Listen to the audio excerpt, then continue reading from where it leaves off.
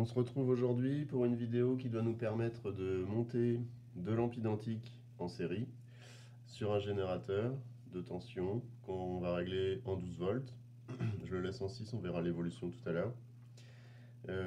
Ces deux lampes identiques, on va commencer par les câbler.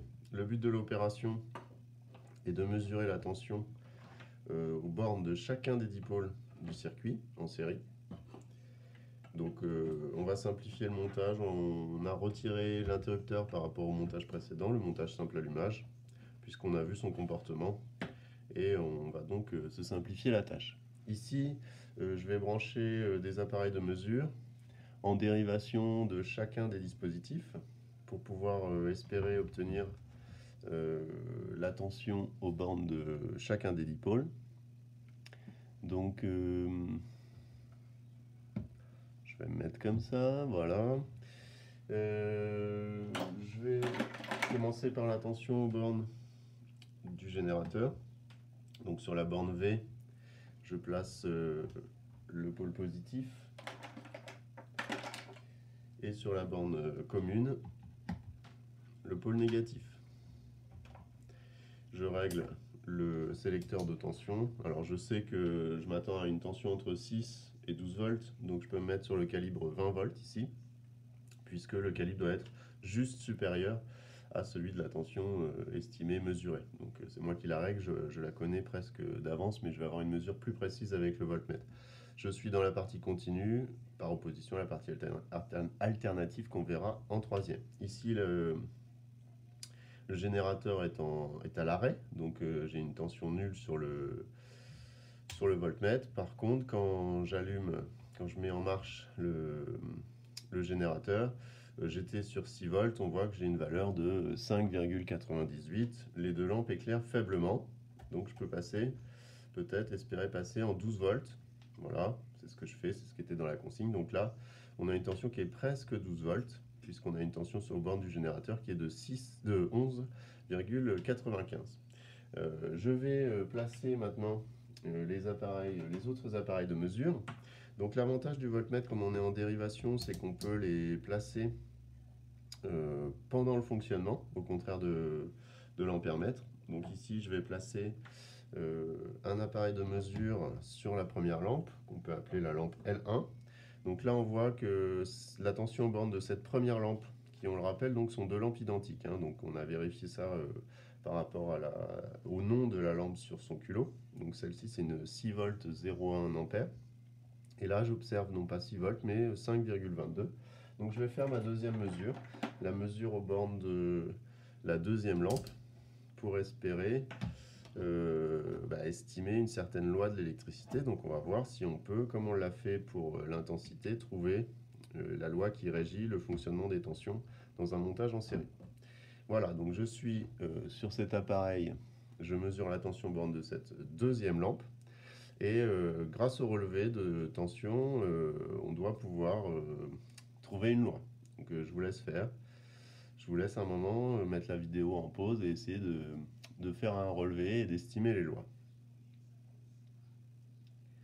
De mon côté, je continue et je vais essayer de passer sur des lampes différentes. Donc là, par contre, je vais éteindre.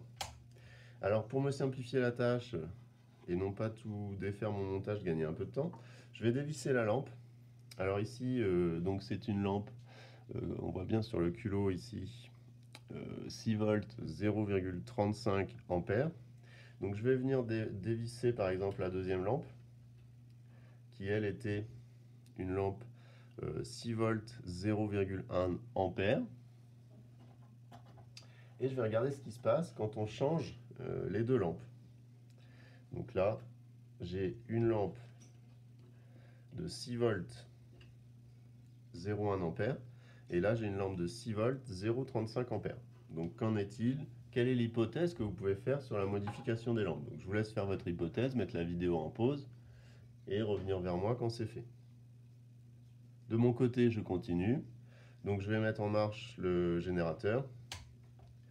Et alors là, on voit que, alors je ne vais pas rester longtemps, mais les tensions, voilà, sont relevées. Et ça pose problème, ça pose problème. Donc on va passer en 6 volts. On voit qu'il y a un souci puisque la tension aux bornes de cette première lampe, elle était quand même à presque 10 volts, alors qu'elle s'attendait à 6 volts. Donc on l'a bien vu au niveau de l'éclat qu'il y a quelque chose qui se passe. Donc là voilà, je suis plus dans les attentes de la lampe, puisque j'alimente en 6 volts, mais regardez ce qui se passe. Donc là on peut relever la tension, et alors on comprend le fameux problème qu'on a vu au niveau des intensités, puisque finalement celle-ci, elle ne fonctionne pas normalement. On voit quand même qu'il y a un petit trait rouge sur le filament. Donc on a quand même un fonctionnement qui s'explique non pas seulement grâce à l'intensité, mais on le voit grâce à la répartition des tensions dans ce montage en série. Donc voilà ce qui peut apporter une réponse. Alors on va tout de suite aller à l'encontre de certaines représentations des élèves, puisque certains d'entre vous m'ont dit dans leur devoir que c'est parce qu'elle était en deuxième, etc., en première. Donc là, il faut absolument se souvenir de ce qu'on a fait en cinquième par rapport à l'ordre des dipôles dans un montage en série, son influence sur l'intensité, rappelez-vous. Donc là, ce que je vais faire pour contrer un peu cette idée que se font les élèves de la répartition du courant dans un système, dans un circuit en série, eh bien tout simplement, je vais intervertir les deux lampes. Donc ici, maintenant, j'ai la lampe de 6 volts 0,35 ampères, et là, j'ai la lampe de 6 volts 0,1 ampères. Donc, on va voir ce qui se passe. Regardez bien, finalement, voilà, quel que soit l'ordre des dipôles dans le circuit, le fonctionnement est le même. Donc on avait vu ça en cinquième, juste avec l'éclat des lampes, sans faire des mesures.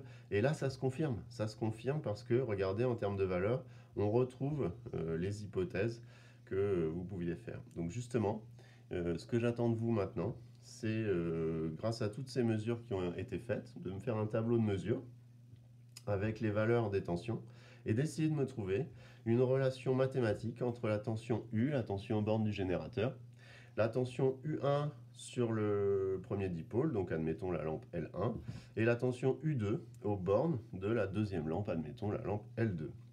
N'oubliez pas que pour noter vos tensions, on utilise la lettre U. U égale, par exemple, 5,99 volts. Donc on note bien l'unité. Voilà, je vous laisse conclure sur ce devoir et je vous dis à très bientôt. Au revoir.